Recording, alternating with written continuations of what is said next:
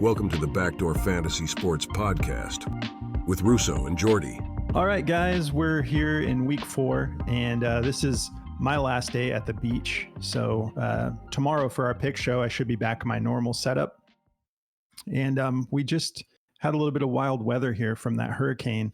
So we had a couple of sunny days and then a couple of days. It was getting a little bit crazy this morning.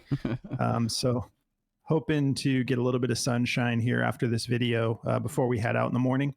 But yeah, if you're new to the channel, make sure you subscribe, hit the notification bell, give us a like if you like our content, and drop us a comment. Let us know what you're getting into this week for fantasy. A lot of injuries. It's been wild for the first couple of weeks. So if you have any fantasy, like start sit questions or anything like that, just drop them in the comments and we'll be sure to get back to you. But we're going to talk about all of that stuff in regards to injuries and who we're starting where and whatnot as we break down the Sunday slate. Before we do, though, we want to talk about our partner Underdog. They have another full week of specials that they're running right now. So if you haven't tried Pick'em or Pick'em Champions or their Battle Royale, they're actually still doing best ball tournaments that they have drafts for, I'm pretty sure, each week. So you can just lock in with other people for the rest of the season. I've still got my 2 best ball. I just jumped into like a couple best ball tournaments before the season started. And man, it's tough. Like with the injuries, especially because, you can't just jump on the waiver wire and stuff, but I'm hanging in there with my lineups. But yeah, if you guys want to jump on all things Underdog as far as their specials and jump in these pick'em entries, they're going to give you up to $1,000 in bonus cash when you use code BACKDOOR or go through our Underdog link in the description of the video. They give you up to $1,000 bonus cash with your first deposit plus a free pick that is just for you. And they already have a free Patrick Mahomes 0.5 passing yards on the board. They're running boosts and no sweat tokens. They're just continuing all through week 4 to run specials. So definitely take advantage of that. It's a good way to support the show too if you like our channel. And then also we're on Sleeper as well. So our partners over there at Sleeper, they're running specials as well. They're running discounted plays just about every day. They've got alt lines just like Underdog. So if you want to jump on and make some picks on Sleeper picks while you're playing fantasy football, hopefully you're on Sleeper because that's definitely the best in the business for fantasy football. Just use code BACKDOORFS. Just make sure you add the FS at the end there, and they will hook you up with a 100% deposit match up to $100. And like I said, they're running specials every day too. So yeah, let's start by talking about last night's game. Let's do it. How about them Cowboys? Yeah, they kept it together. Yeah, and the Giants looked a little bit better. They're getting a little bit. They didn't look terrible, which is good. They looked. My gosh, on our picks show, we almost had the sweep, the 4-pick sweep, and then that Tolbert play got called back that would have cashed us. So frustrating. We were so close. One more catch from Tolbert would have cashed it. But Kayvon Thibodeau got his. Over the 2.5 sacks and Malik Neighbors. Assists, not sacks. Oh, yeah. Okay. 3 sacks would have been a heck of a performance. Yeah, he did. Did he get 2 sacks though, or just 1? I think he did get 2. I know. So he's pretty close. He's cashing on sacks alone. Yeah, tackles, assists. That's right. And then we took Malik Neighbors over 16 fantasy score on Prize Picks, and I think it was at like 14 and change on Underdog, but he cashed both of those. He was heavily targeted. Hopefully, he's got a concussion now, so hopefully he's not out for too long. At least it was the Thursday night game, so they'll have extended time to get him back good to go for their next game. And then Dowdle cashed for us early. We took his fantasy score as well, and still not like a heavy workload for Dowdle, but definitely led the backfield. Yeah. Only 1 target, 1 reception, because they didn't really need to pass too much. But he got into the end zone in the first quarter for us, so he cashed us pretty quick. But yeah, I thought the Cowboys defense looked better, especially against the run. They really shut that down. Yeah, I think they look great. I just want to see what it looks like against a little bit of a better O-line, because the Giants O-line is kind of dookie. But I was just happy that we won the game. I thought, man, the way things have been going, I thought when Aubrey missed that kick at the end, I was like, here we go. We're going to lose the game now. Daniel Jones is going to pull off some miracle and go down the field and score. Luckily, he did Daniel Jones things and just threw an interception for us, so that worked out just fine. But he's been playing a lot better. I've never been really a big Daniel Jones hater. I think he does fine. I mean, Wan'Dale Robinson and Malik Neighbors both had over 11 receptions. So Yeah, he was slinging the ball for sure. He was carving our backfield up, our secondary, and it was just like, it was a stressful game. I was really hoping that it was going to end the way it did. Thank God we got the win, because we really needed it. I did not want to be 1-3 coming into the start of the year for the Cowboys, but it was good. I mean, just like we expected, CeeDee Lamb got involved again. I think he had 9 receptions for almost 100 yards. So solid fantasy performance from him, and just performance in general. He had 3 carries again for I think like 8 yards, but he also got the touchdown. So great performance from him and Dak. They finally got linked back up again. No more fighting on the sideline. Hopefully from here on out it's just smooth sailing. But yeah, they look good. I mean, I was happy to get that win in New York. yeah. Jake Ferguson has been super efficient with his opportunities, man. He's been great. Did he like miss any of his targets last night? I think I think it was 7 for 7. Yeah, he had a solid outing. And then, but yeah, like a little bit of a decline in Tolbert's actual usage, which I don't understand, because I do think he looks better than Brandon Cooks out there. Yeah. So we'll see how that plays out. But other than that, yeah, like Wan'Dale Robinson got, like, he's a bona fide, like, clear number 2 in that offense. So that's a little bit sneaky, because with the amount of targets and receptions, like, Daniel Jones was just slinging it, and Daniel Jones had a pretty efficient game himself, other than that interception at the end. Yeah, I mean, and on that ending drive, if Robinson kept running and Malik Hooker did the dumbest thing you can do as a DB, jumping up to try to intercept that ball, if Wan'Dale Robinson just keeps running, he hits his head on the goalpost in that play, and we would have had a whole different game. So that was almost really bad for the Cowboys, but I was happy to see, obviously he didn't catch it, but that was almost really bad. But Daniel Jones throwing that ball behind that DB was insane. That was a really good throw, but that was just on Robinson to keep running.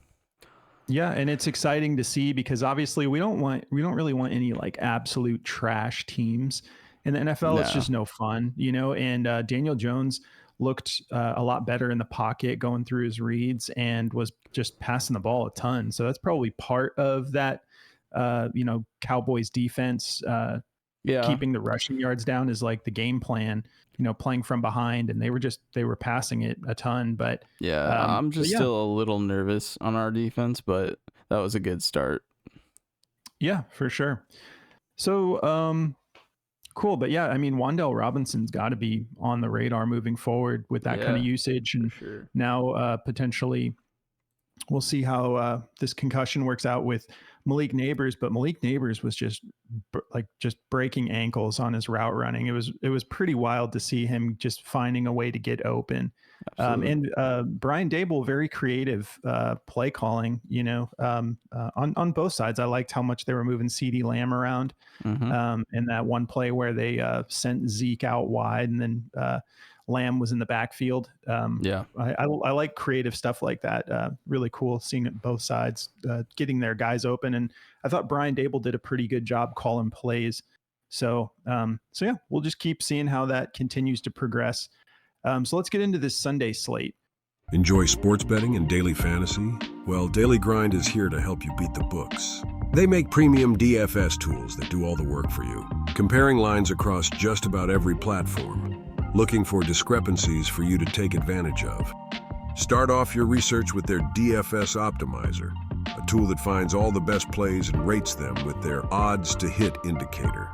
Or if you'd rather have them make your entire slip for you, they have you covered with their AI slip generator. They'll even notify you when a new slip is available.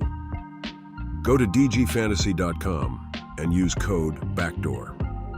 They will give you 25% off your first subscription all the way up to a year if you want. That's dgfantasy.com, code BACKDOOR. So at the 1:00 window, I'm really excited about this Bengals Panthers game because this has kind of emerged into a revenge game for Andy Dalton, who came out and just played a killer game in his debut, when he got the start. And we've got the Bengals, who are 0-3, who just lost to Washington at home. So now we're playing in Carolina, 47-point over under. Bengals favored by 4.5. I know that for the Panthers, Deontay Johnson, a little bit banged up. Hopefully he's good to go, which could change the pace of this a little bit. But yeah, I mean, it's the last week with Jonathan Brooks on IR probably. So he sounds like he'll be good to go after this week. So that'll change things up a little bit as well. But I would love to see the Panthers get the win in this game. I can't help but kind of always root for the underdog a little bit. Yeah. And the storyline would be great just to see Andy Dalton send the Bengals to 0-4. Man, let me tell you, if Deontay Johnson gets cleared to play, I might start him over Brandon Ayuk this week. Because the target share is too sweet, and Deontay Johnson is too good at running the short routes. So for a full PPR league, like, absolutely. Yeah, and Andy Dalton came in just like we talked about on the show, and just seasoned veteran who doesn't have anything to prove, just got out there and was just slinging it. And cool, calm, and collected.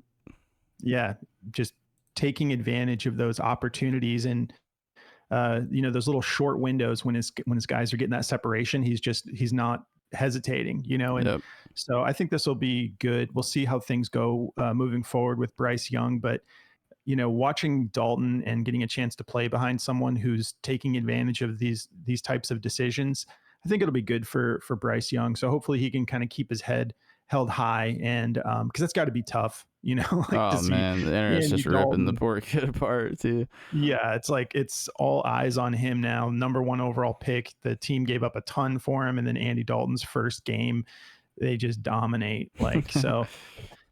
So yeah, that'll be an exciting game though. I'll definitely be locking into that one. And we got a decent over under here, 47. So yeah, excited for that one. Let's move on to Vikings versus Packers. There's a lot of, talk that Jordan Love might play this week, and I really hope he does, because I would love to start Jaden Reed. I know Jaden Reed's dealing with a little bit of an injury, but they're saying that Jordan Love was almost cleared to play week 3. So I would love to see him play this week. And, I get the feeling Jaden Reed will be fine to play. I think he's still just dealing with a little bit of a knee.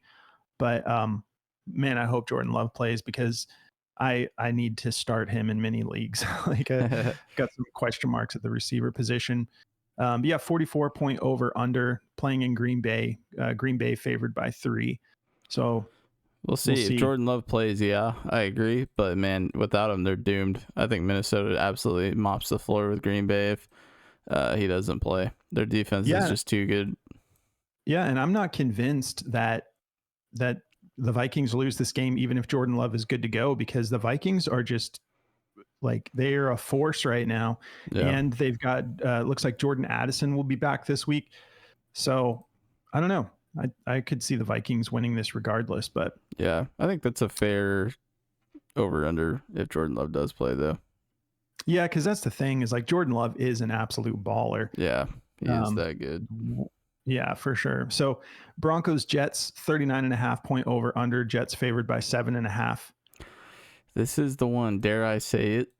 This is the one that's kind of making me turn my head a little bit. Spicy. Yeah. That would be spicy. This is in New York too. Yeah, I think I might take Denver on this one. I really think Denver's defense is super underrated, man. And I think that they are scary. I think that Aaron Rodgers has looked decent. I think that last game was his best game, but they were beating up on a New England team that had zero identity in that game. So I think that the Broncos, I think Bo Nix looked a lot better last week. And I think that the Broncos defensive play calling is just really top tier.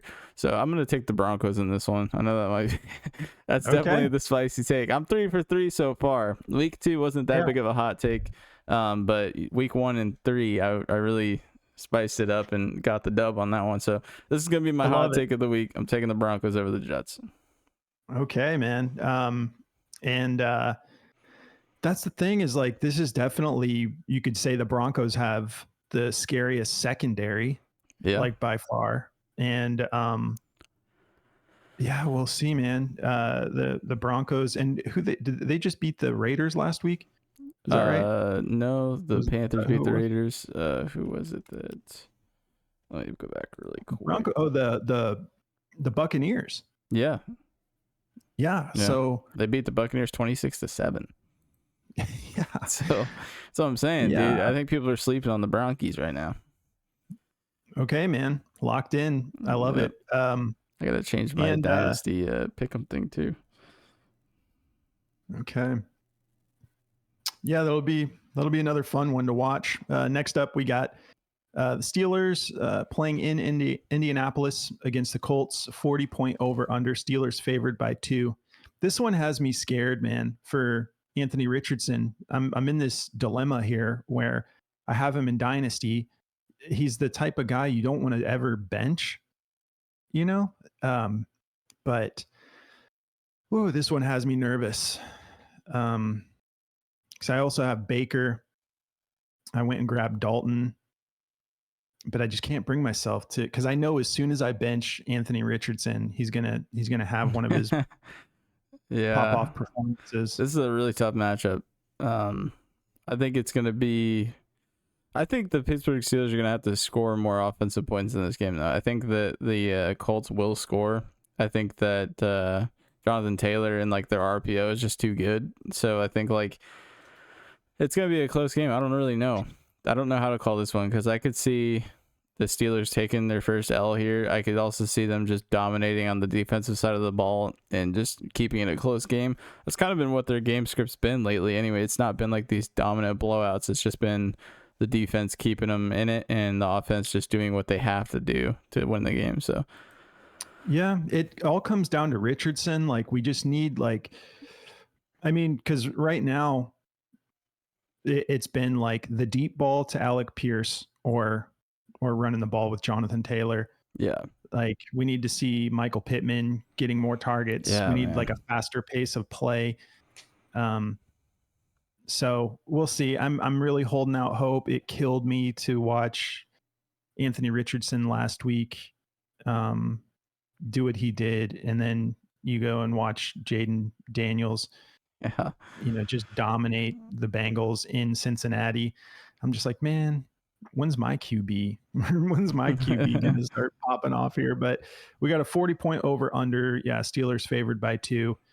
So I think I got to just stay in the flames with Anthony Richardson and keep starting him. Hopefully it gets figured out because it's really just, again, like he's still pretty green, doesn't have a whole lot of experience like these other guys who were, playing for years in college, starting. And so I got to stay in the flames with them. But I think that this is, Jonathan Taylor's been getting heavy usage. And so the usage is there. There's no questions for me about JT. But yeah, we need Richardson to turn things up a little bit for us this week.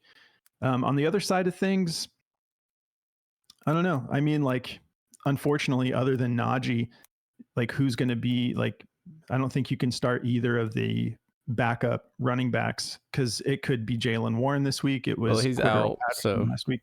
Oh, is he? Yeah. Okay, good. So not good, but there's a little bit of clarity there. Yeah. So, I think you got to just start smash Najee this week. I mean, he's just, that's going to be way too much usage. They already gave him a ton anyway, and it's going to be a little bit of Cordell Patterson. But yeah, I think Najee's going to get a huge workload in this game, especially if they're up. I went and sniped Calvin Austin off the waivers in Dynasty. Yeah. I think, like, honestly, Arthur Smith is surprising me a little bit more with this passing game. It looks better this year than it did with the Falcons last year. And so I mean, obviously you got George Pickens, Pat Freiermuth, and I don't know, it's like it's going to be a little bit spiky, like, spike weeks with Calvin Austin, but I just wanted to go grab him and throw him on my bench so we can see what this turns into, because he's talented, he's got the speed. So but yeah, he's not going to be an every week start for now, but I just wanted one of those guys I wanted to go grab and just be like, okay, I want to see how this plays out. All right. So next up, we got the Jaguars playing in Houston against the Texans. 45.5 point over under. Texans favored by 6.5. I don't think this game's going to be that close, personally. Yeah, the I don't. the Jaguars, they look really rough. I don't know how true this is, but I heard there's reports of the Jags owner was like ready to fire Doug Peterson at halftime. I don't know. Really? I don't know if there's any truth to that. That was on X. I'm not saying that's real, but I did see a lot of posts about that. I don't know if that's real or not, but it's dicey over there. Doug's got to get it together quick, or him and T-Law are going to be gone. Yeah, it's just, I don't know what's going on, man. But I think the Texans coming off that game where we were just talking about the Vikings against the Packers. They shut down the Texans, man. Yeah. Like that was and the Texans defense could not stop the Vikings on offense. So I think the Texans have to come out and they're going to want to make they'll want a bounce back game playing at home. I think that this is going to be a rough outing for the Jaguars on the fantasy side of things. I do love the amount of targets that Brian Thomas Jr. saw last week. I believe he had 9 targets, only turned that into like 4 receptions, I think 4 or 5 receptions. But I love seeing him emerging into the one there. Yeah. Dude, just really quickly to get back on the Vikings, I had no idea that Brian Flores was their defensive coordinator. And my God, does he look fit to be in a position to get a head coaching job, especially now. Like, I know that he had that whole saga, but my God, their defense looks so good so fast. That's what that's what bums me out, though, is some of these guys just seem built to be an offensive coordinator or a defensive coordinator. Like when you get that, I mean, Dan Quinn is doing a good job in Washington, I think. Like they're building that right, and that team has good chemistry right now. But like Flores, I think looks much better as a defensive coordinator than he did a head coach. Yeah. So we'll see, but yeah, I don't think this is going to be, I mean, I hope it is. I hope this is a great game, but I think that the Texans are just going to control this whole game personally. Yeah. I think that's a fair over under. But we do have, I think Tank Dell is out this week, if I'm not mistaken. Okay. Yeah. Nico's questionable as well. Is he? Yeah, so it's going to get interesting. And Joe Mixon, we're not sure if he's going to be healthy enough to play either. So it's saying Nico's trending towards playing Sunday, so he should have a big week. Can you check Tank real quick? Yeah.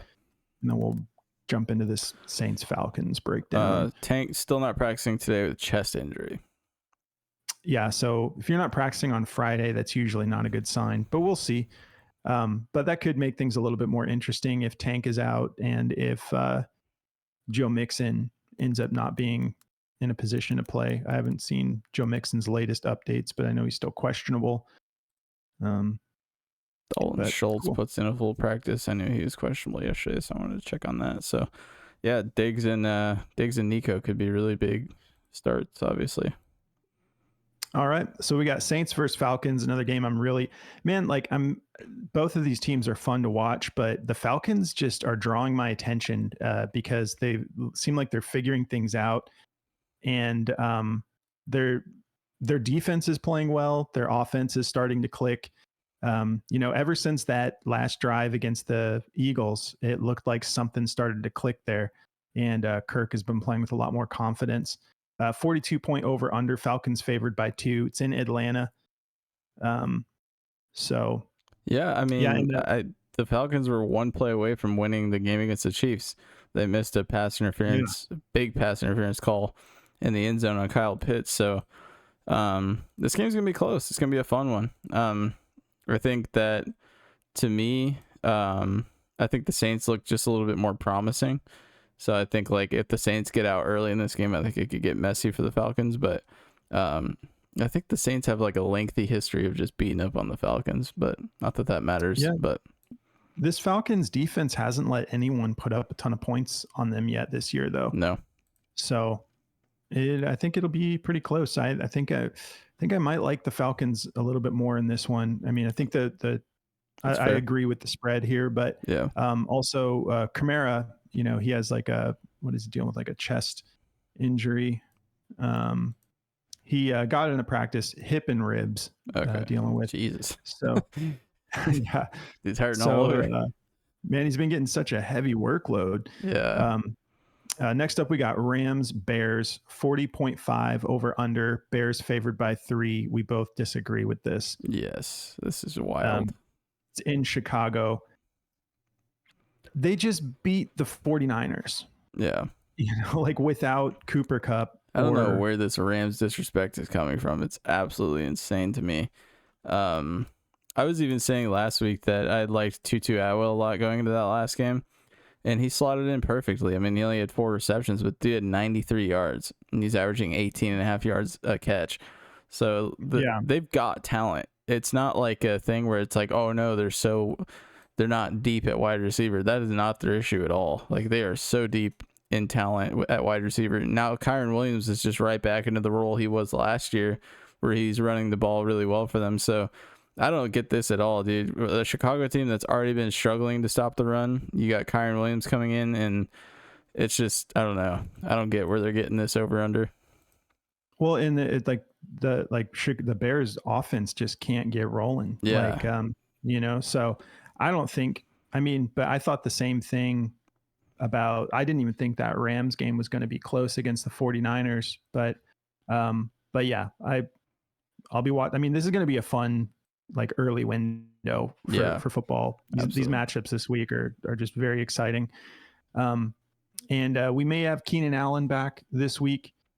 I'm excited to see if they keep pushing more usage for Roshan Johnson. He clearly looks like the best back. Yeah. And so as a Roshan owner that I've had in Dynasty for since he came into the league, I can't wait to see how this plays out. I hope he gets. I'd love to just see him get the majority of the workload. He seems more built for the part. Absolutely. All right, we got Eagles versus Buccaneers, 42.5 over under. Eagles favored by 1.5. Playing in Tampa. I wonder how that weather's going to be. I'm sure it'll be cleared up by then, but I don't know how much stuff got rocked. So it was pretty rough out there, but it'll be a fun game. I'm really excited to see. I don't really know which way that game could go either way. It just depends how if Tampa comes out in the lead, I think it's going to be a close game. But Philly's looked a lot better lately. Like, they're not that they ever look bad, but their run game is so freaking good, dude. Saquon is just unstoppable. Yeah, Saquon is a smash start every single week, obviously. But I don't know if Devonta Smith is going to be good to go. Is he for sure out? I'll pull it up real quick. I know AJ Brown has a chance to play. Okay, so Devonta with his concussion did not practice Friday. I wouldn't. Yeah, it's saying he's unlikely to play. Yeah, I forgot he got banged up. Yeah, that was a rough hit. Yeah, it was. AJ Brown seen practicing Friday. They're saying that it was reported earlier in the week that he's a long shot to play, and it seems unlikely that he will play with the team after just one practice session. Okay, so that. All I have to say is if Jahan Dotson doesn't get at least 3 receptions in this game, I'm dropping him. Yeah, I can't take anymore, dude. I've been holding this kid for like 2.5 years now, and he's just not done anything. So they're going to be going to Covey again. Yeah, dude, that Covey kid. If he's on the waiver wire, this is the week to start him. For PPR, anyways. Yeah, he gets like 8 receptions for like 35 yards. Oh, he's on IR. Never mind. Cancel. Oh, okay. Well, if John Dotson doesn't get 3 receptions this week, I'm dropping him. There's no reason he should not. All right, next up, we got Patriots playing in San Francisco against the 49ers. 40.5 over under. Niners favored by 10.5. Sounds about right. Yeah. If the Niners lose this game somehow, it's cooked. But I think they're going to absolutely swamp them here. Yeah. We've got, sounds like Christian McCaffrey is going to be out for a while. Maybe there's some hope for playoffs, but it's not looking good. Yeah, and they're not as good without him, obviously, but but it's not like the position is just screwed without him. Like No, Jordan Mason's been doing great. yeah, I think where a lot of their troubles is coming from is no Debo, no Kittle. I think that's like that. Those are the two pieces you need. Absolutely. So, yeah. And then on the Patriots side of things, it's just going to be another rough outing. I don't know the status of, I know that in that Jets game, they had like 3 starters out on their offensive line, and they had like a 4th starter that was like playing, like dealing with a little bit of an injury. So we'll have to see. oh, this is interesting. I just randomly came across this, but Mike Evans and Chris Godwin were both limited at practice today. Oh my gosh. Mike Evans has a knee injury and Chris Godwin has a twisted neck. So, well, I'm not starting Baker. I'm keeping Anthony Richardson in there. Yeah, it's rough. The injury bug this year, man. My God, some of my dynasty team, thank God, has kind of stayed a little bit untouched. But my redraft leagues are just like from top to bottom, just cooked. Like, I have no hope in those leagues, no hope at all. And the waiver wires have been sharked every week, so I'm just like, whatever. Someone interesting on a flyer could be, I think his name's is it Jalen McMillan, their rookie wide receiver? Right, yeah. He looks pretty solid. He looks good. So he might get some heavy targets. Bucky's injured too. Oh, okay. Yeah, so that was back on the Buccaneers Eagles game. Yeah, but sorry, kind of bouncing all no, over. I bounced back to it too. Anything else of significance for the Patriots? I know Hunter Henry, it sounds like he's trending towards playing. I'm not playing him this week. Let's take a look. Being on the Niners side of things, we'll have to see. This is probably going to be a low scoring game. Yeah, I imagine this is going to be a run heavy game for both sides. Ramondre is probably going to get a bounce back week here. Antonio on opportunities at least. Yeah, I mean, they got to figure something out. I'm just waiting for Jalen. Dude, I think the Patriots need a spark. I think they just need to throw Drake May in. I don't think Jacoby Brissett is bad. I just think they need some flavor. And I think if they just get Drake May in there and he's as good as people think he is, like, why not? Like, you got all these weapons, like Jalen Polk. That kid is ready to blow up, man.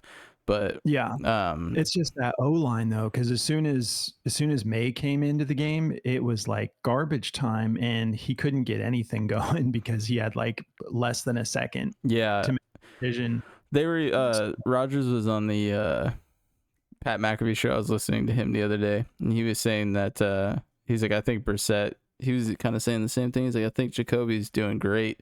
He's like, but I think Drake May is going to be the future of that team. He was saying that they were watching a lot of film on him because there was some receiver that they were trying to get that Drake May was throwing to in college, and he was saying that the tape, he's like, Drake May looks so good on tape, so he's like excited to see him. Let's talk about why you should be using Chalkboard, the daily fantasy platform that runs specials every day of the week. Build plays for as low as $1 and enjoy the wide variety of alt lines. The higher the line, the higher the payout. It's that simple.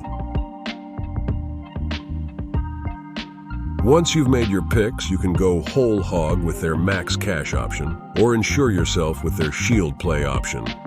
Download Chalkboard on your Apple or Android device and use code BACKDOOR for a 100% deposit match. All right, next up, we've got the Washington Commanders playing in Arizona against the Arizona Cardinals. I'm clearly very excited about this because I'm a huge Cardinals fan and all things Arizona, but I also just think this is going to be a really fun game. 49-point over under, Cardinals favored by 3.5. I think this is going to be really good for fantasy on both sides. We do have Marvin Harrison Jr., a little bit questionable, but it sounds like he's trending towards playing. Trey McBride is officially out. So, you know, I actually really like Michael Wilson in this game, the number 2 wide receiver for the Cardinals, especially if Marvin Harrison Jr. for some reason doesn't play. I love Michael Wilson, but even if he does play and he's just a little bit hobbled, like Michael Wilson went nuts last week, and we've been high on his talent since last year. I'm just so stoked the Cardinals have a solid number 2, but last week, 9 targets, 8 receptions, 64 yards. 90% of snaps. This is a solid matchup for wide receivers, obviously. Yeah. Um, I'm really excited to see this Elijah Higgins kid, though, tight end. Like I've been hearing a lot of good things about him, that he's like a lot better than people think, but he's just kind of stuck behind McBride right now because he's had some like little, like every touch he's had, like he had a reception for a touchdown against the Rams, but the dude looks big. I mean, he's 6'3", 240. And after McBride went out, he only got one target, one reception last week, but he does seem like a solid backup. Yeah. So if you're in a pinch, like he's not the worst start, especially with this matchup. But Drew Petzing, he's done a great job of utilizing, like he goes 3 tight ends quite a bit. So all of these tight ends are solid blockers, and then they can catch the ball. So yeah, I think he'll like at least fill in enough for the Cardinals to not have like a gaping situation where it's like, oh my gosh, they're super exposed. But yeah, I expect this game to be a lot of fun. I like Terry McLaurin in this. Obviously, all of the studs. I think Jaden Daniels is going to have a good outing. I think Kyler's going to have a good outing. Is this the highest over under on the week? I think it is. Yeah, it is. So should be a good one. I think obviously this should be a bounce back for James Conner, because I don't think that even if they wanted to, they can scheme up a way to take him out of the game the way the Lions did. But so he's obviously a clear start. Other than that, anyone I'm missing on the Commander side of things? Brian Robinson, solid start. Even as a flex, Austin Eckler's been balling. This looks just like plug and play Cliff Kingsbury, back to Chase Edmonds and James Conner, the way they were both startable. Man, Eckler's got a spark, and they're utilizing this team in a great way. And I know myself, I was a little bit critical of the play calling in the first couple of weeks, but it turned out to be that it seems like they're just easing Jaden Daniels along and opening up the playbook more and more, and they looked great. Like they were making bold calls on that like 3rd and long at the end of the game, and then they just dropped that touchdown at the end. Like, so you got to be kind of excited if you're a Commanders fan. Like this offense is coming together quick. Jaden Daniels has a lot of confidence, and that's like what you like to see. He's doing the same thing Lamar was, where it's like, let's just go for it on every 4th down, hurry up and give me a play type of thing, because he's that confident that he'll get it done. So you love to see that. I think he looks a lot like Lamar did when he first came in. I just think he's a better passer than Lamar already. Yeah. So that's really exciting, because he's got the same rushing upside. So you love to see him with an arm like he's got, because my God, those dimes he was dropping into Terry McLaurin. Ugh. Oh, dude. That was just nasty. Yeah, man, this kid has got finesse with his passing, and I was sleeping on it. Like I just like it stuck in my head so much that like week 1, like 14 rush attempts or something for like 80 something yards and 2 rushing touchdowns. I was like, that's exciting, but that's not sustainable. And he was taking hard hits and stuff. And I was completely sleeping on how good of a passer this kid is, and he's like he's definitely a good game manager, and the chemistry is just solid. And chemistry is so underrated on a team. Like when everyone, like that whole team loves Jaden, and they're all bought in that he's their quarterback of the future. So should be exciting.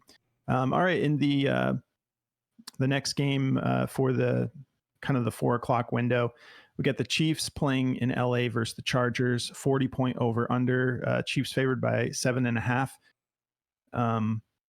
And like you had just mentioned, Hollywood Brown is now out for the season. Yeah, he's gonna get surgery, so that's not that affects, like we were expecting him to be out anyways, but not for the whole season. So on the Chargers side of the ball, let's see, is Herbert even gonna be good to go this week? Another limited practice, dealing with an ankle.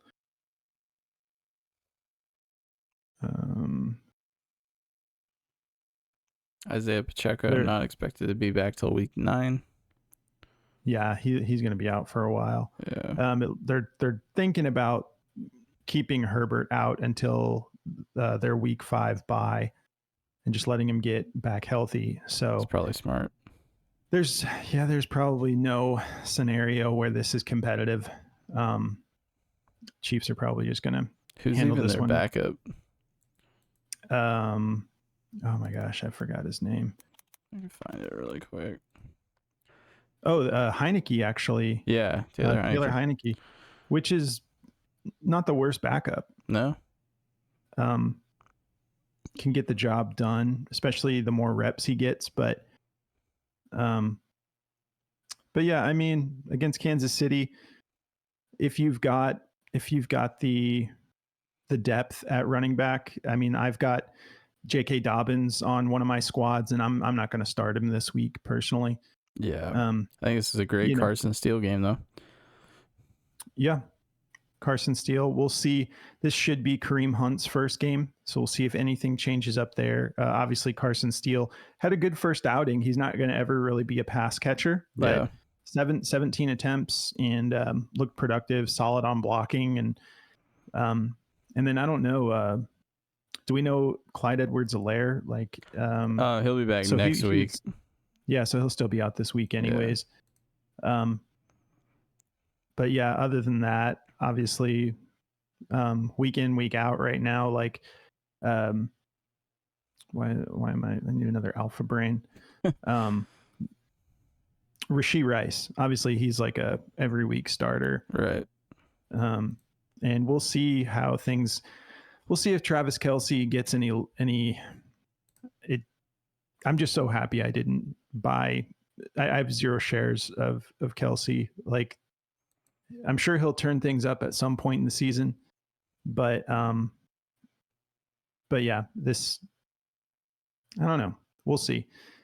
Maybe he's involved more this week, but that's been kind of like a tough one if you drafted him, because you probably drafted him pretty high. Yeah. All right. So Browns versus Raiders playing in Las Vegas, 36.5 point over under. Browns favored by 2. Not the most exciting game to watch. No. I mean, I do like Amari Cooper.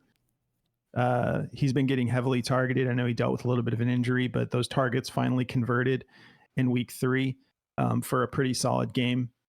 So I would be starting Amari Cooper in this game. I just got to see Deshaun get the ball out quicker. That dude takes way too many sacks, man. Like, it's just like, it's so ugly every single week. Like, the guy, it just seems like he's erratic. He's finally kind of getting the ball out now to like the main players he needs to, but I just don't have any faith in this Browns team personally. Yeah, he's been like throwing the ball a decent amount. I mean, last week 37 attempts, 21 completions, and 196 yards, 2 touchdowns. But yeah, nothing too exciting. And then let me make sure, because I'm pretty sure Cooper is good to go. Yeah. Just to back up what I said, he took 6 sacks week 1 against Dallas. He only took 2 against Jacksonville. Okay. He took 8 against the Giants. So, like, the dude just, it happens all the time. It's like he gets blindsided constantly. It's crazy. Yeah. Amari Cooper. The reason I've been continuing to start him is because his lowest week for targets was 8. So week 1, he had 9 targets for 2 receptions. Terrible. Week 2, 8 targets, 3 receptions. Terrible. And then it finally popped off against the Giants, 12 targets, 7 receptions, 86 yards, 2 touchdowns. So the 2 touchdowns you can't expect every week, obviously, but I feel totally comfortable. If you're starting any pieces on the Browns, I think Amari Cooper's the one, especially, because he's like officially off the injury report. So he should be good to go. Other than that, I mean, not a whole lot on either team to be that excited about for fantasy. I mean, Yeah. maybe Brock Bowers. I mean, you're not going to bench Devontae Adams, and you're probably not going to bench Brock Bowers No. with the targets he's been getting. But it is a tough matchup, and we got a low over under here at 36.5. So we'll see. And then the primetime game, this will be great. We got the Bills playing in Baltimore against the Ravens. 46.5 point over under. Ravens favored by 2.5. I don't see it happening. I think the Bills are going to continue to roll personally. Yeah, it just depends. I mean, Derrick Henry's had some really big performances against the Bills in the past, so maybe they're taking that into account. He just ran all over the Cowboys. I think that was more of a Cowboys defensive thing than Derrick Henry just dominating. I think it was a little bit of both, but I think it was more on the Cowboys side of things. Because honestly, like if you look at the Cowboys secondary, they're really small. They're very small right now.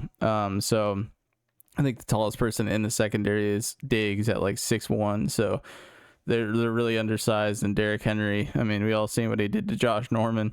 If you're undersized in the secondary, he's going to put you into the dirt. So the Bills, on the other hand, their defense is very big. They're all their guys are huge. And DeMar Hamlin, for as small as he is, that dude plays like a big dude. So yeah, he played great last week. Yeah, so it'll be interesting. I think if the Ravens can get the run game going, sure, give me the Ravens by 2.5. But if not, the Bills are gonna just do whatever they want.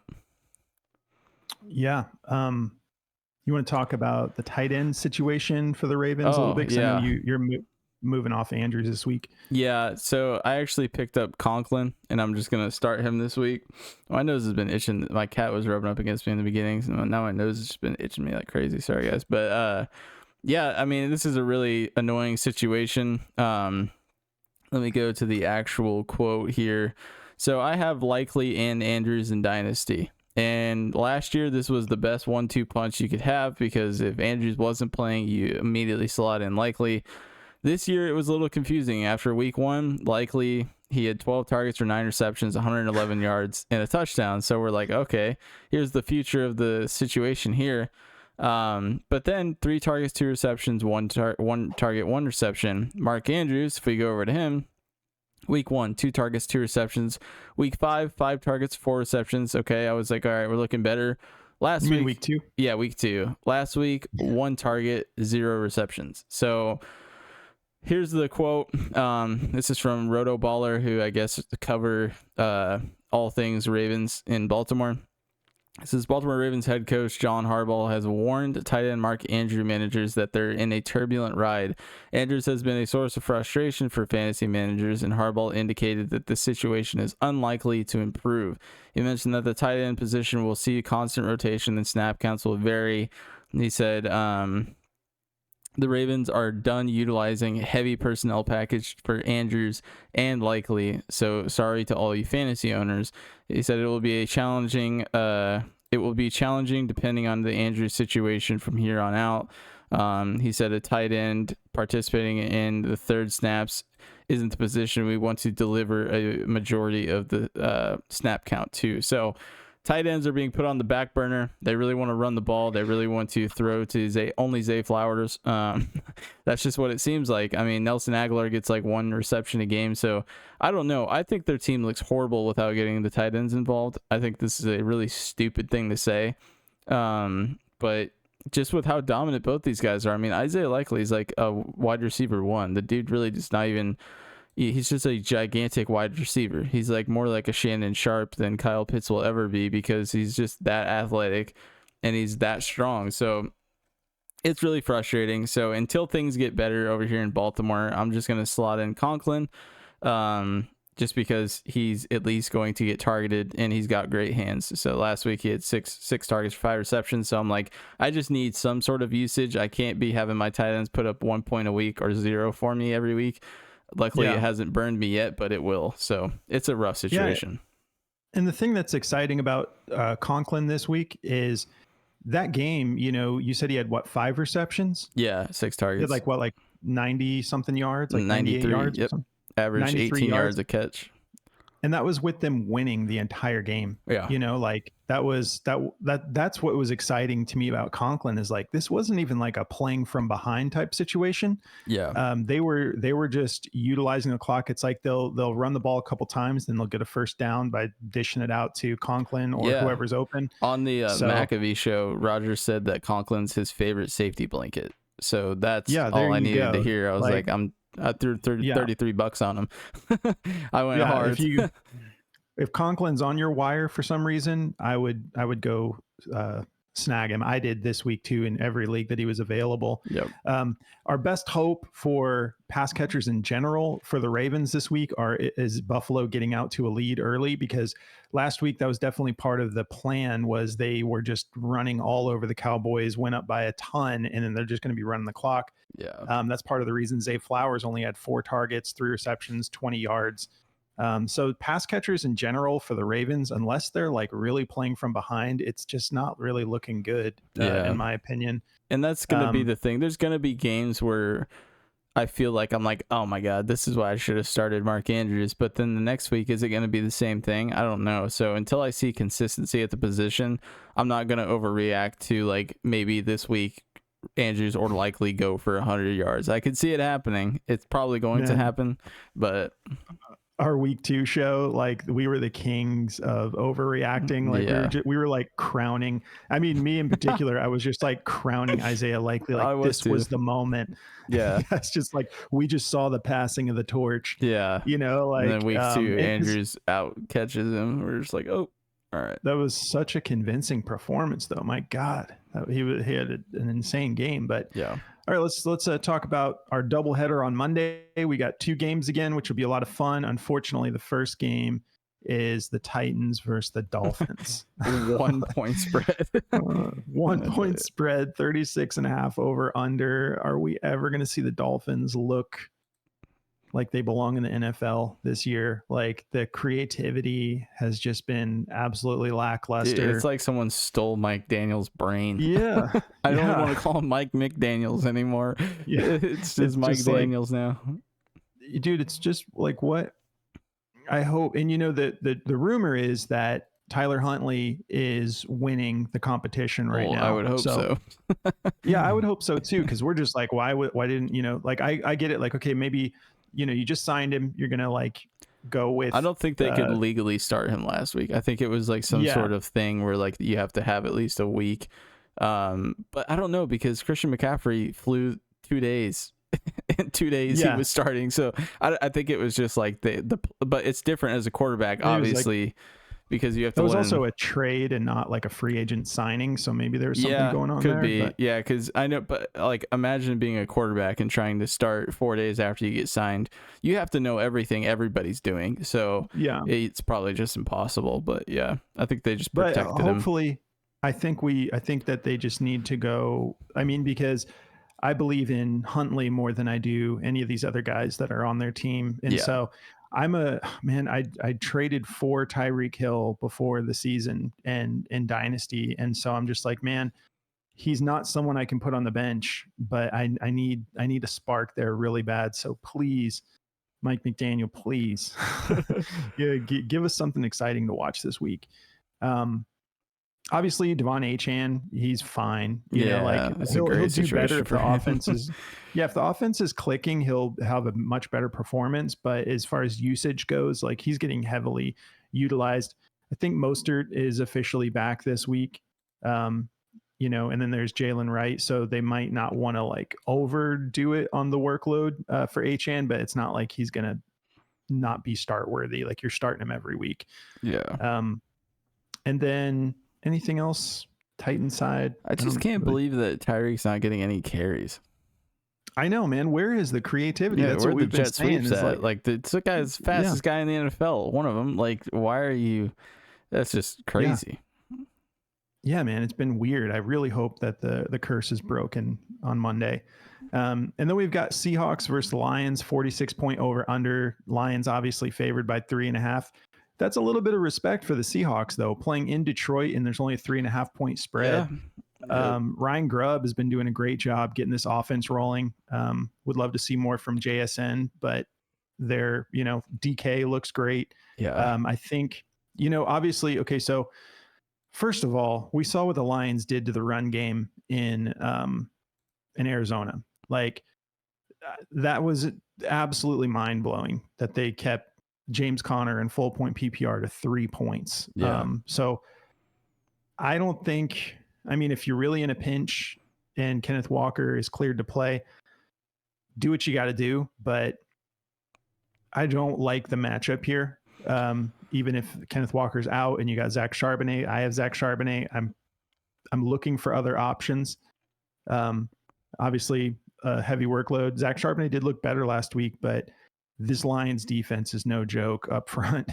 So do what you got to do. But if you have better options, that might just be both of those backs might be a decent play to avoid this week.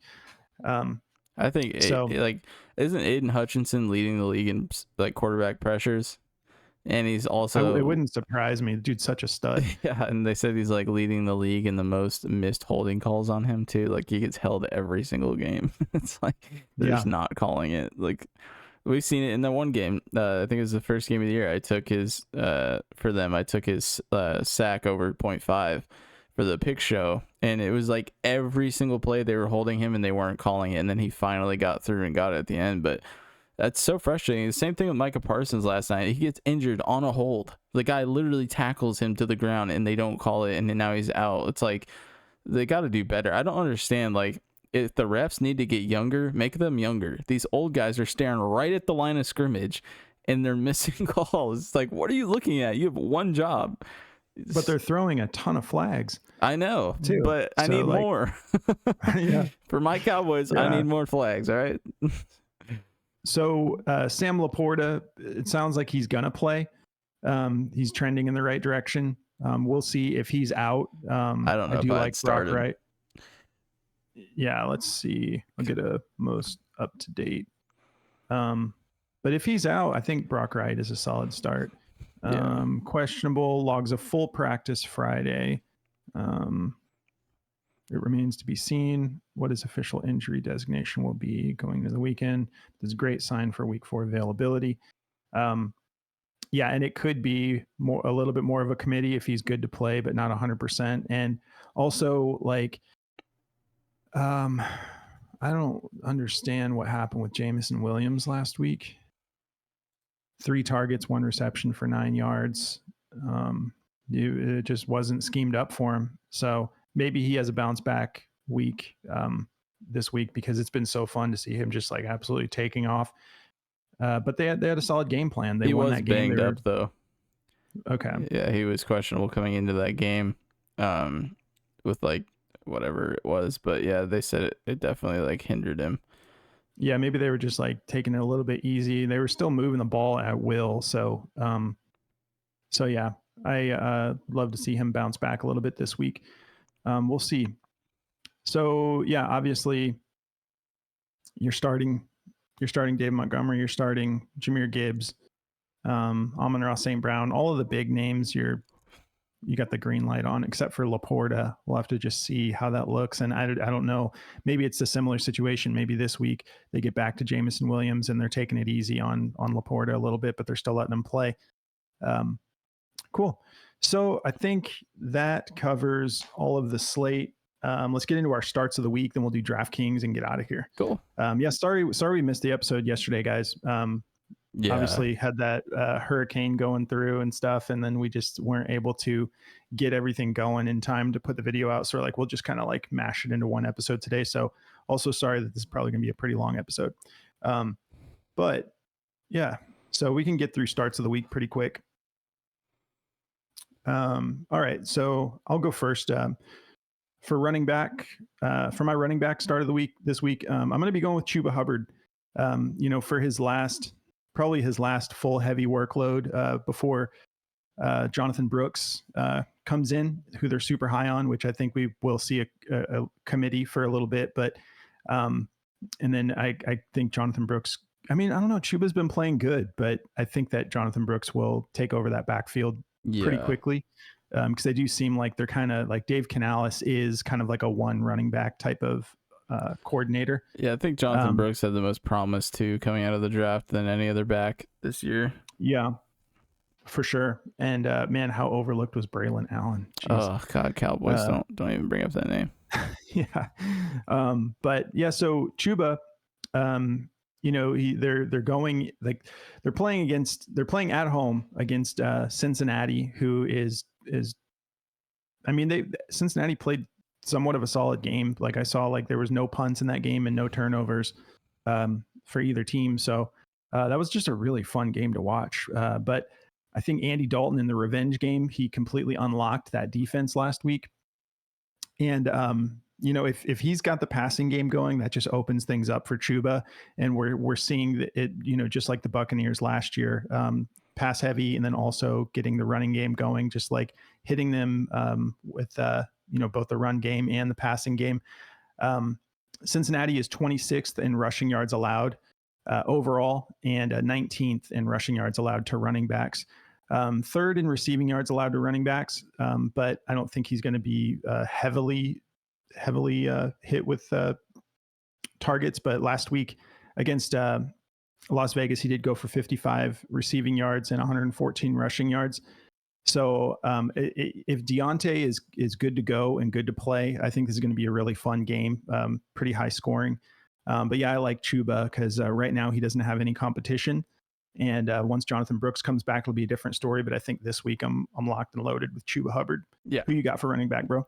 Yeah, so for me on running back this week, I'm going to be starting Breece Hall. I mean, I think this is a pretty obvious one here, but I think it is a good matchup for him. I think if they do get up in this game, he's going to have a huge part in just controlling the clock. But I think if they are down, which I think they're going to be struggling a little bit in this game, so I think that he's going to get heavily involved in the passing game. I think Braylon Allen will too. So I think, it's definitely a committee there now, I believe, like to a degree, but I think Breece is still obviously outsnapping him by quite a bit. But I really like him in this game. I think if they're going to get things really moving here, I think it's going to be on the ground because the DBs for the Broncos are just too good. So I think that Breece they're going to be their win condition in this game. So if they're going to win, I think he's going to have a big game. So. Yeah. And, speaking of that, like we didn't really talk much about Braylon Allen, but he's kind of turning into a solid flex. Yeah, absolutely. So even if you're really struggling at running back and you need a running back too, like he's kind of getting into that range. They're clearly giving him a lot of usage, but and he's just super talented, man. He's only 20 years old. It's crazy. Yeah. All right, so my quarterback start of the week is Jaden Daniels. I just love this game. I love what we saw from them last week playing against Cincinnati, highest over/under on the week. And the Cardinals defense is playing better than you would think, but still nothing too crazy. Like it's not like a scary defense to go up against.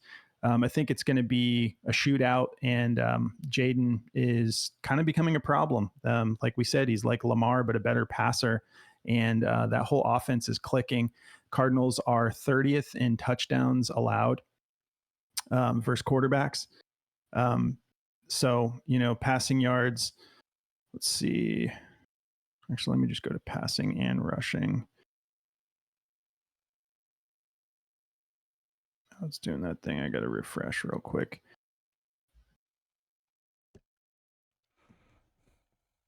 Okay. So yeah, the Cardinals are 15th in passing yards allowed and 20th in rushing yards allowed. Let me see specifically on the rushing to quarterbacks. Okay, they're a little bit better against quarterbacks, 9th in rushing yards allowed. But I just think this is going to be a shootout. They're playing in Arizona. Don't have to worry about weather or anything. Indoors, but it's in Arizona, so the weather will probably be nice. They might have like the roof opened up a little bit, but this is just one of those games that I want a lot of pieces of. And so, yeah, Jaden Daniels, I think he's going to be able to get it done. He's going to, go solid on the rushing yards. Through 3 weeks, his lowest game was against Cincinnati with 39 rushing yards. But now if they can unlock that deep ball like we saw in the last game, I just think it's going to really open things up. And so I like him. I like him for fantasy a lot this week. Who do you got for quarterback, bro? Heck yeah. So for my quarterback, I'm going to be starting CJ Stroud this week. He's going into a pretty solid matchup here. He's it's going to have to be clicking with him and Stephon Diggs and Nico Collins. I think the running back situation is just in too big of a hole right now without Mixon. So I really like him to, we saw it last week. He, how many attempts? Let's see really quickly. How many attempts did he have last week? 31 attempts for 20 completions. That's even a low week for him. Obviously, the Vikings were taking full advantage of everything. But going into Jacksonville, after what we just watched Josh Allen do, who's honestly become like a run-first quarterback, we seen him just absolutely light this defense up. So I think Stroud and Nico Collins and Stephon Diggs, I think this is just going to be a massive game for Stroud. So I really want a piece of this one. He's been kind of, he's been playing great by no means has he been playing bad, but with the fantasy points, we want to see more from him. I think this is going to be that like breakout, air quotes here, breakout game for him where he gets like a ton of insane volume here. So I really like all the receivers for them this week, and I do like this matchup. So yeah, and they got the home game in Houston, and they're got some question marks at Joe Mixon's availability. Yeah. Let me just, I don't know if we checked on that or not, but I'll just for the heck of it check on his status. Okay, so he's back at practice Friday, which will be even better, yeah, to open things up. But yeah, I agree. I think that this is just going to be somewhat of a statement game. They're not happy. They only put up 7 points last week. That's very out of character for them. Yeah. So I love that start as well. All right, wide receiver, I've got Amari Cooper. Okay.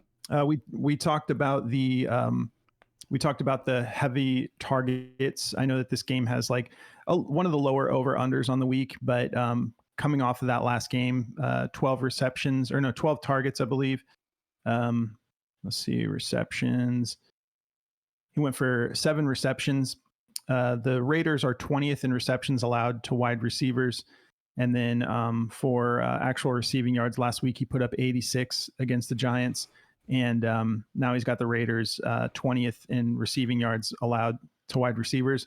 So I just think that he's back. I don't think he's going to go for 2 touchdowns, but the targets have been there all year. And it looks like they're starting to click a little bit. And he's starting to pull down some receptions with all these targets he's getting. So I could see him getting into the end zone at least once. So I like him this week playing, indoors in Las Vegas. I think it'll be a good outing for him. Yeah. So who you got at wide receiver, bro? So my wide receiver, this one's going to just depend on, if he is available. He's leaning towards playing, so I'm going to just roll it, but that's Marvin Harrison. The dude's just been too good, man. It's a really, really good matchup for him too. He's really oversized for all of the DBs on the side of Washington. Washington's secondary is really good, but they're really undersized, so it really hurts them a lot. We saw Mike Evans take full advantage of that. So I really liked the big body, tall receiver coming into this matchup. And the dude's just got insane speed too. Like he's just a really well-rounded weapon. To me, he looks a lot like Jared Gordon. When Jared Gordon, dude, was one of my favorite wide receivers ever to watch growing up. So, to me, Marvin Harrison looks like that. He looks like the big, tall, lanky dude who just is dominant at every aspect of the game. So, I really like Harrison coming into this game. Great matchup for him. Huge over-under, 49 over-under. Cardinals favored by 3. I think if that's the case, he's going to be a big part of that. I'm expecting at least 1 to 2 touchdowns from him. If he's fully healthy, ready to go in this game, which they're saying he's leaning towards playing. So I'm fully expecting him to just have a monster game here. No Trey McBride. So really loving this matchup for Harrison. So I'm going to be taking him. I completely agree. I love that play, especially with no Trey McBride. And like we talked about briefly earlier, I love Michael Wilson this week too. Yeah. So both of those guys are solid Michael starts. Wilson's obviously. Another one. Isn't he like 6'3"? Yeah, he's a big boy. Yeah, he's a big dude. I don't think I've still got him up here, but oh yeah, here we go. 6'2", 213, pretty fast, very athletic. 9 targets last week. I think both of these guys are going to eat in this game. I can't wait for this game. This is going to be so fun. All right, wrapping it up. I've got my tight end start of the week is going to be, I hope we didn't get the same guy. Did we talk about it? Who you got? I got Tyler Conklin. No, you're good. Okay. I was like, wait a minute. We talked about we're both high on Conklin this week. Again, I mean, like you talked about him talking on the Pat McAfee show is his favorite security blanket. 93 yards last week while they were leading that game. So going in this game against Denver, I think that Denver's defense is going to be locking down the wide receivers, and he's going to be able to like get first downs just over the middle of the field, utilizing his security blanket. I think the running game is going to be heavily utilized as well. But there's not like too much to break down here. Denver is still relatively solid against tight ends, 14th in receiving yards allowed against tight ends. And then as far as actual receptions go, 22nd. So, you know, it's like a lot of their focus is on those wide receivers, not allowing any big plays. But yeah, coming off 5 receptions for 93 yards last week, solid matchup here. And it just seems like the situation is going to maybe be similar to what we saw last week. So even if they end up going up by a lot, I still like Conklin, and I'm kind of bummed that I didn't go get him in Dynasty. Yeah. Because I think that this could end up being a sneaky, like every week starter rest of season. I agree. So I'm very excited. Yeah, man. I mean, like I think because when you watch him play too, he looks really good. He's got very great physical. Hands. Yeah. Yeah. He's like great at contested catches, and just he's a kind of a beast, you know, when like as far as like yards after the catch, like the dude is so physical. Let me just pull him up here real quick. Cool. Yeah. So I pulled Tyler Conklin up here. Yeah. He's 6'3", 248 pounds. I just for fun looked up his 40 time. It's nothing exciting. You're in a 4.8, but that's he looks not bad.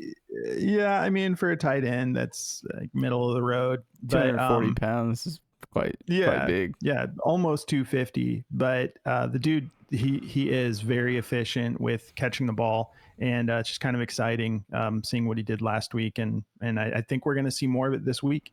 So who you got for tight end? Yeah, I mean, I think Jason Witten ran like a 4.9. That dude is a Hall of Famer. So, you know, yeah, speed's not similar. Everything. Little Jordan once upon a time was not the speediest guy in the world. I'm just kidding. I made do in high school, but yeah, that was high school. Anyway, like a Cat Williams take right there. Yeah, I ran a 4.4 in high school. So yeah, my tight end is going to be Dallas Goedert. I love this play. I mean, the dude is obviously, if you have Dallas Goedert, he's the tight end 1 right now. So you're never in a situation where you're not starting him, but he's tight end 1 because of the usage he got last week. He had 11 targets for 10 receptions, 170 yards. And a fumble, but you know, we'll let him have a pass on the fumble because my God, did he absolutely just dominate.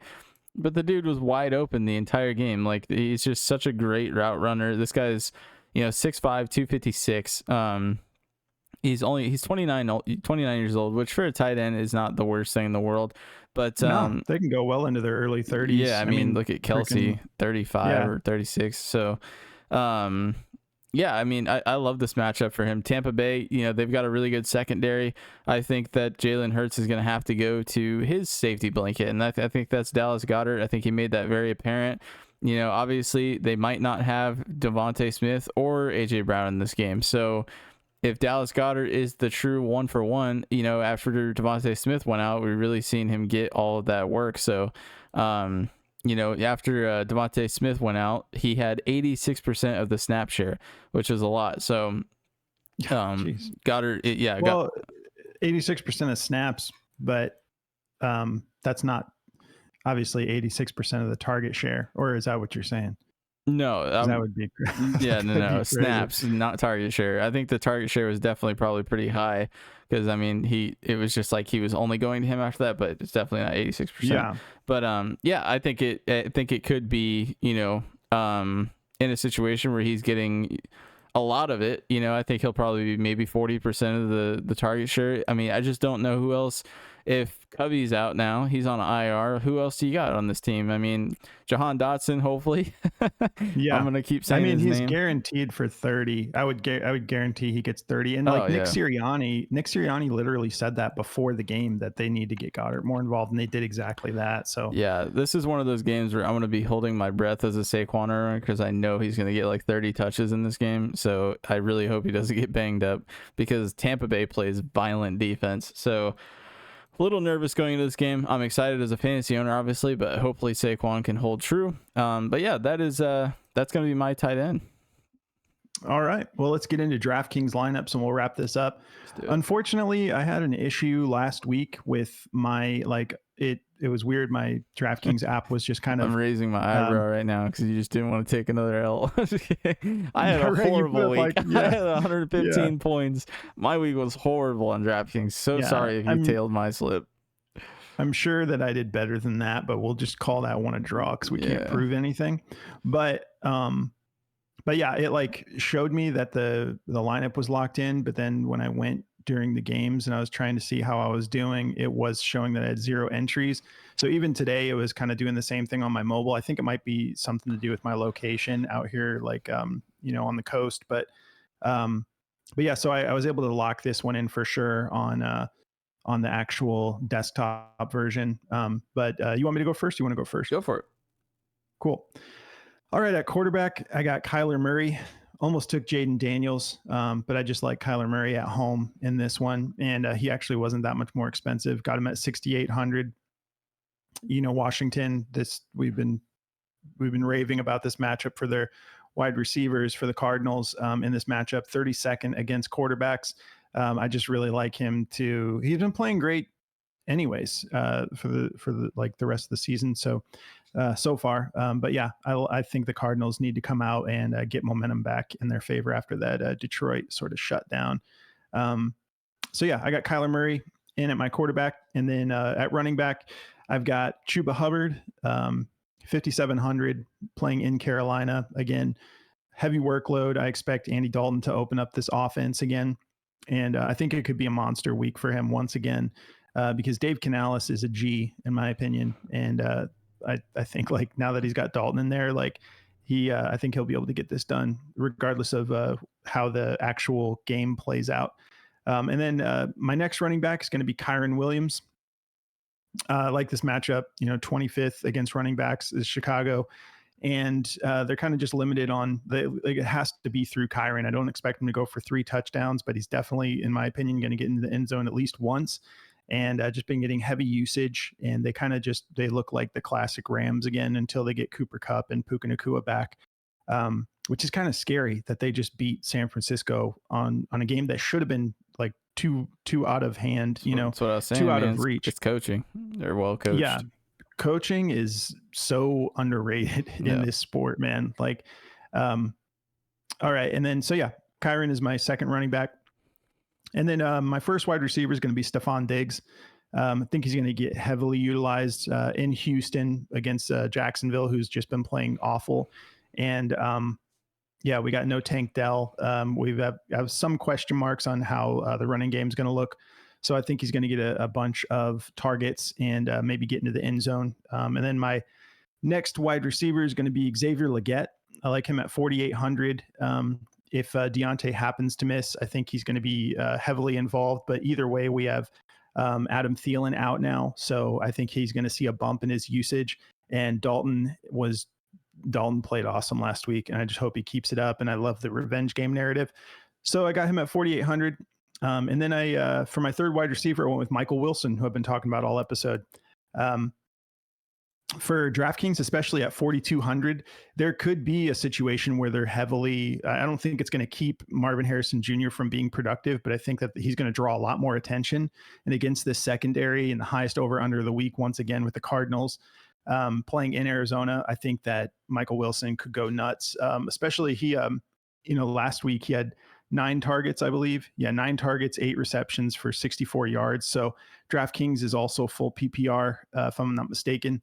So I think he's got a solid floor and could end up having a great ceiling this week. And then at tight end, I went with Dallas Goedert, your start of the week. Yeah. Yeah, he just, he's got this situation, but even, coming into that game, like I had said, Nick Sirianni said they want to get Goddard more involved in the offense. And that was even before Devonta was out. He was having like a decent start and obviously really turned things up once Smith left the game. But I like him in this game a lot. And just solid, man, coming off his best game of his career. And then at flex, I've got James Conner. I think it's going to be a bounce back week for him. And like we said when we were talking about the matchup, we just want a lot of pieces of this game. And I think James Conner, I could see a situation where the Cardinals absolutely just play great and they're running the clock out. But I also think it's, if I had to lean one way or the other, I think it's going to be a closer game. I don't think that Washington's going to be like just completely shut out. But I think that Drew Petzing is going to actually be able to get his offense rolling like he likes to. And I don't think that the Commanders can scheme to take Connor out of the equation like the Lions can. I don't think many teams in the NFL can do what they did to James Conner last week. And then at defense for 3,000, I'm taking the Texans. They're playing at home. They just got somewhat embarrassed, only putting up 7 points and against the Vikings. So I think this situation, like unfortunately for defense, we're targeting Jaguars right now because they look really bad. I hope they figure things out, but I think this defense is going to eat this week. So that's going to wrap up my DraftKings lineup. All right, let's hear yours, bro. Yeah, I think we went tit for tat here. I think we had a very similar thing going on. So at QB, I've also got Kyler Murray. I think Kyler's going to have a great week. I think it's a great matchup for him. Like Russo said it all before, like this is just going to be a really explosive game. So I love Kyler going into this game. I think it's a great start of the week for that one. And then for my running back, I've also got Kyren Williams. Great matchup against Chicago. They're just not cutting it in the run defense. So Kyron's been so dominant, and he is by far the most pivotal piece on the offense right now. So they're getting him involved in the receiving, which at DraftKings is full PPR. So it's just a great situation for him to be, 7,300 is a pretty decent price for him as well. My second running back, though, is going to be Zach Moss. I think it's a great matchup going into Carolina. I think as much fun as the Panthers were in that last game, I think that the Bengals have to win this game. So I think it's a must-win game for them. So I think they're going to get up, and I think Zach Moss is going to be controlling the clock for them. And I think I just expect him to get in the end zone at least once or twice here. So I'm going to be taking Zach Moss as my second running back against Carolina. And then for my wide receiver, I went with Nico Collins. I also love Stephon Diggs, but I think both these guys are going to eat in this game. They just, like he said, they got totally embarrassed in that last game going into, they're at Houston. So it's going to be a great day for Houston fans, I believe. And I think Nico Collins is going to have one of those, just vintage 100-yard plus receiving games. So I'm going with Nico because he was really quiet in the last game as well. And then my second wide receiver here is going to be Rashid Shaheed. Going into Atlanta here, I think Rashid had, a lot of opportunities to score the ball last week. I just think it was a really tough game. I think this game's going to be a little bit tough too, but I expect him to bounce back in a big way. Rashid is just too unguardable. And in that last game, there was a couple plays where they just couldn't quite link up. He dropped a pass in the end zone, which would have, had him right back to where he usually is. And then that was a monster pass too. It was like a 55-yard pass. So he would have been in a great spot to repeat what he's been doing. And then he also had another ball that Derek Carr just underthrew him on. That was like another 40-yard gain if he hit him on that. So they're going to link back up, I think. In Atlanta, they're going to have to. Then my third wide receiver is going to be Tutu Atwell. I should have played him last week. I just was a little apprehensive, but now it's pretty clear to me that I think he looks like the best wide receiver on the team currently. The dude is just super fast, super talented. He's got great hands. He's just been in the shadow of all these other amazing receivers they have. 5 targets, 4 receptions, 93 yards. He was averaging 23 yards a catch. Him and Stafford have a great connection because he's been there for a little bit. So loving that connection there. Tutu Atwell is going to be my third receiver. At tight end, I went a little bit cheaper because I really believe in this guy's potential in this game. I went with Elijah Higgins. I really think Elijah Higgins is going to pick up all of that Trey McBride work. He looks like the best receiving tight end outside of Trey McBride. Big dude, looks really athletic. I think he runs like a 4.5, so he's a really fast tight end. So really excited to see what he's got in this game. It's a great game script for him to go get some work too. Washington is terrible against tight ends, so hopefully he can get in the end zone and, you know, at least get us some value there. So I'm kind of rolling the dice on Elijah Higgins, but I really do believe in the talent there. And then my flex, I've also got Chuba Hubbard.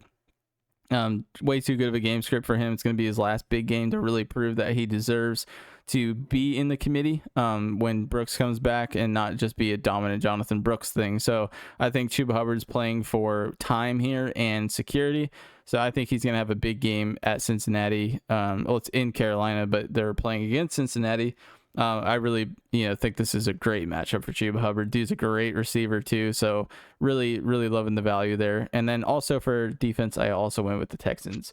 I think this is going to be a shutout victory for them. I just think it's going to be horrible for Jacksonville. So, kind of similar. Man. Wow, we were really on the same page with a lot of these. Yeah, and we did not communicate these to each other either. We just these are the first times we hear it. So when you were doing that, I was just kind of cheesing over here. I was like, oh. Yeah, right. With our starts of the week and with our DraftKings lineups, we don't know. But obviously on our picks show, we kind of, like bounce ideas off of each other. Yeah. And obviously, if we grab a play, we let each other know. So we're not, so researching the same play. It's Russo's fault for letting me take Tolbert. I liked he should have cashed. He had it, but it just got called back. And I took, I actually took his demon on a demon slip I made because I was like 49.5. Like, yeah, I could see it. I could see a reality where he hits that. But yeah, that was so close, man. Definitely don't forget to tune in to our picks show. We'll be dropping tomorrow for the whole Sunday slate. We'll be dropping 6 picks for you guys. Definitely will be a better week than last week. Yes. I can say that confidently. We just had a lot of things go wrong on our last Sunday slate.